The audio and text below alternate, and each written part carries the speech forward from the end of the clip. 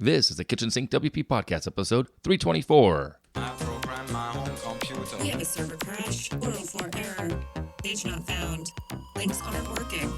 System is crashing, system is crashing, system is crashing. Your old HTML website, barely alive. We have the technology.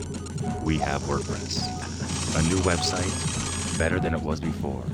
Better, stronger, faster.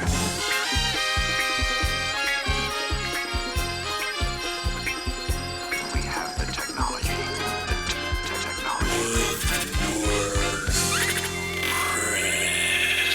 Why, hello, everybody. This is Addons, the host of the Kitchen Sink WP podcast. Thanks for being here. Let's get started. All right, upcoming events. We have no WordCamps, virtual or otherwise, unfortunately. But we do have this. My friend Amber Hewit, she's a friend of mine from the SoCal area. She's hosting a live YouTube webinar this Thursday, May 14th at 12 p.m. Pacific, entitled How to Shoot Product Shots for Your Online Store. No selling. She's not selling anything. It's free. Just sharing information. She's really awesome. She's a great designer. She has a great eye. She actually was on the team with me back at WordCamp LA for a couple of years. She's amazing. She's really cool. So that's free. It's on YouTube. There'll be a link in the show notes. So check that out from Amber Hewit. And like I said last week, and I put it on Twitter as well, if you have something you want me to share that's, in the WordPress space or connected to e-commerce or something related, let me know. I will share it here on the show. All right, moving on. Segment 1 in the news. A couple things here to talk about. There was a combined attack on Elementor Pro and Ultimate add-ons for Elementor that put 1 million sites at risk. There's a link to that in the show notes over from WordFence. Pretty powerful attack there. And also, WordFence reported that there was 28,000 GoDaddy hosting accounts that were compromised based off of an SSH vulnerability, apparently. So also put a link in the show notes there as well. If you're using SSH on GoDaddy and you don't know about this, you want to go do what you need to do there. Also in the news, a buddy of mine, Scott Carter, put out a updated blog post about page builder speed tests. Good read, well worth taking the time if you use a page builder or you're thinking about using a page builder. Check this out and how they tested it and get the results there as well. And if I'm not mistaken, Beaver Builder is one of the better ones. That was kind of cool. I'm pretty happy about that. That's what I use. So yeah, okay. And lastly, in the news, Zach Katz, I believe it's Zach Katz, since he and some other people, Tracy Apps and a handful of other people, even Matt Mullenweg, were all part of a song and a video. It's over on YouTube. It's called WordPress Strong video. It's about a minute long. If you haven't seen it by now, go check it out. It's a link in the show notes. I won't play it this time around here since it's been on some other podcasts already. So very cool. It just made me, it gave me chills. I smile when I see things like this. Hopefully maybe I'll get invited to be in one of them. We'll see. I don't know. But that's it in the news. Yeah, that is it. Moving on. All right, segment 2, the meat and potatoes of this week's show, time tracking. Yeah, today I want to share with you the results from an experiment I ran the entire month of April, as well as a little bit into this month, because it's taken 4 or 5 weeks to do, and it took additional focus because it's about, like I said, time tracking. And I've been time tracking differently than I have ever before. Very diligent for this project, for this experiment. I took each week and I tracked them differently to see what would work best for me and how it may help you run your business and maybe part of your life. But this is really more business oriented in theory here. So this is what I did the 4 weeks in a row here. And week 1, I did paper, like an analog paper to pen to paper.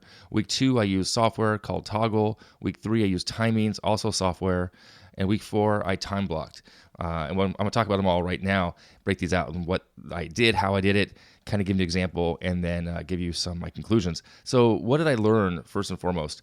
Well, week 1, pen and paper. I literally wrote down each day's activities as I did them from the moment I woke up. I added a little buffer here and there between certain things, but as I switched tasks, I jotted things down. So for example, Monday, 5 a.m., dog walk and run. 6:15 a.m., coffee with my buddies at F3. 7 a.m., shower, breakfast. 8:15, 8:30, I did my Monday kitchen sink routine for social sharing scheduling for the show. 8:30, OmniFocus clean out. 9 a.m., get options post-production. 10 a.m., online training course. I'm taking a course. I did that for half an hour. 10:30 to 12:30, Zoom calls with Sally, a client, and then Dustin. 12:30, lunch. And that's just the first half of the day. I took an hour and a half or so for lunch. I come back, and then I have more. And again, I did this every day, wrote it down, pen to paper in actually one of the books we get from WordCamps, one of the pieces of swag. And it's difficult to do that. It wasn't easy necessarily. My conclusion on this, on that week, was taking the time to write things down in that detail is a distraction for the flow of the day. It really was. I kept thinking, oh, what did I just do? What did I just do? If I switch topics, what did I just do? So that wasn't necessarily ideal for me. Week 2, I switched over to Toggle. Now, Toggle is an online tool that has a Mac app and an iOS app, and it's also web-based, and it can connect it to other tools, and I think it'll connect to like my FreshBooks if I wanted to.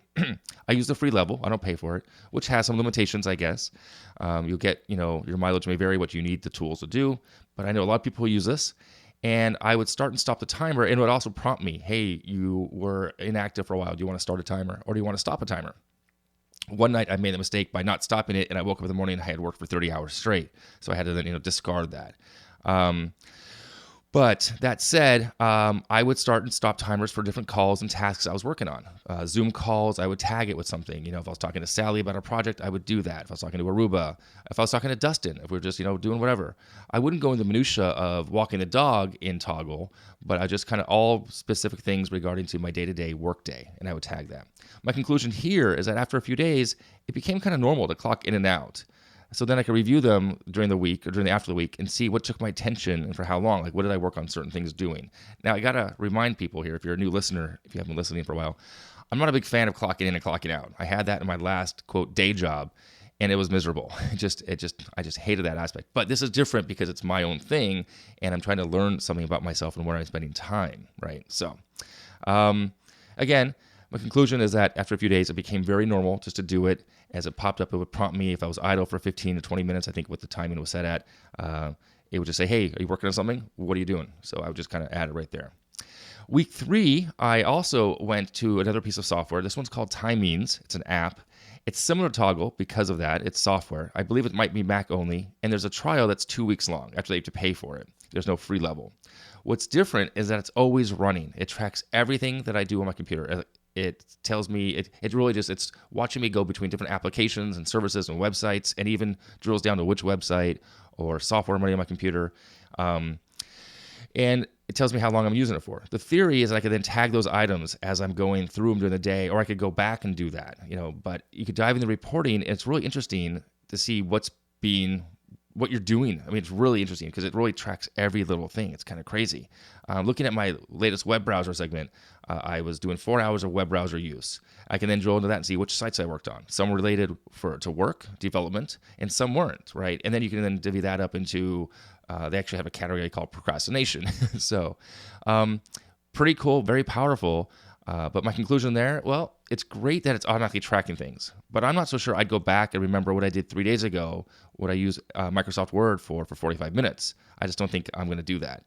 It was probably a proposal, but which one? And then it's just hard to tell. I think it's a matter of you have to do it at the time that you're doing it, right? You can't really go back. I guess you could try to go back, but the odds of me doing that are slim to none. So for actual tracking, I think it needs to be done at the moment. And I didn't do that specifically on this test. I want to see how much detail it would give me and would I go back. I was testing myself as well within the test, if that makes sense.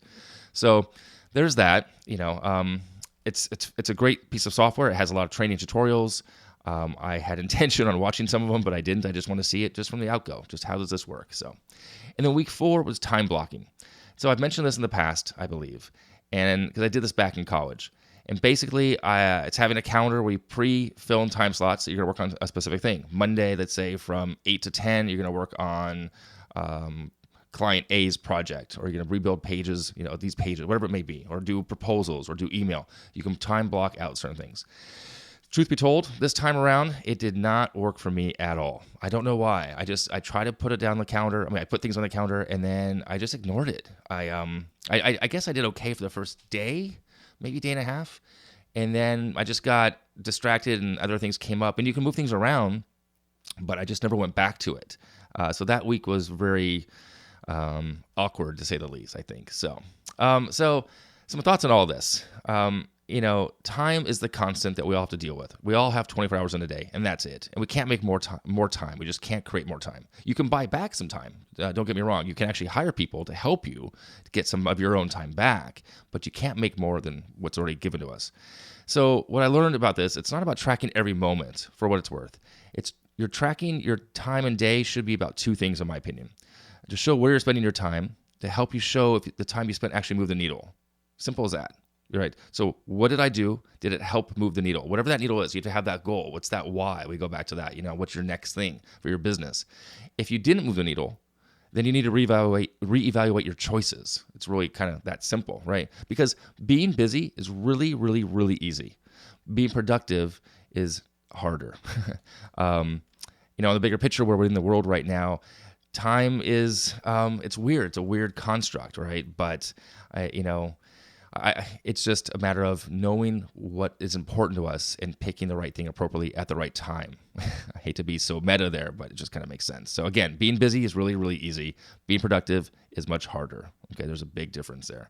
I think running the experiment, and this experience was worth it. And I'm planning on doing this again in moving forward in a broad sense. I might do this every 6 months. I'll do it for maybe 2 weeks at a time, just to kind of get a gauge of where I'm at. And I'll probably just use the one tool. I think I'm going to go with Toggle. I think I might dive more into that to see how that's going. And because it would seem so non-obtrusive, I guess. It worked when I started doing it. And I know a handful of my friends use it. Aruba uses it, one of the developers I work with. She loves it. And for those of you who do hourly work, you definitely need to track your hours. The worst thing you do is not remember what you worked on. You want to cover your butt, CYA for sure. That way you also know when you estimate a project, how long things really take. It really will help you with that. So hope that helps you kind of get a gauge of time and some options there. There are plenty other options as well. There's, some people do specific days for like learning one day, or they'll do, pay bills or do emails. That you can break things out into specific theme days, as I guess what they call them. That's a thought. There's plenty of other pieces of software, other ways to do it. These are the 4 that I just did this past month and a half or so. So check it out. Try something. See if you have something that works for you. By all means, let me know. And full disclosure, I still use the analog productivity planner. I still like this a lot. I still will track time digitally to some extent, but I have my to-do list for my day on paper and pen, and I break those into Pomodoros. So I definitely still track time that way. But I just want to get a little bit better at it and a little bit more diligent and a little bit more intentional, I think, is the key there. The keyword, the takeaway is intentionality today. All right. So there you have it. Moving on to segment 3, the tip and tool of the week. This week's tip was, my friend Elisa suggested this one. It's called Wireframe. It's a bookmarklet that turns any web page into a wireframe in one click. It's pretty cool. I checked it out. Kind of neat. It just kind of wireframes a single active live website, and then you can kind of do some stuff from there. It's a free version, a paid version. Check it out if you're doing that kind of thing, and have some fun with that. All right, I'm going to wrap it up. If you have any questions, go ahead, send it in via email, adam@kitchensinkwp.com, or use a speak pipe function on the website. If you want to support the show, you can become a Patreon. Ooh, I had a new Patreon just last week. Thank you so much for that. It was Kyle, not Kyle Maurer, but a different Kyle from the admin bar. I really do appreciate the support, Kyle. That was awesome. And if you want to sponsor the show, you can do that. There's a form on the website. Thank you so much for listening. Now, go out and do some awesome things with WordPress. We'll talk to you next week. Bye-bye.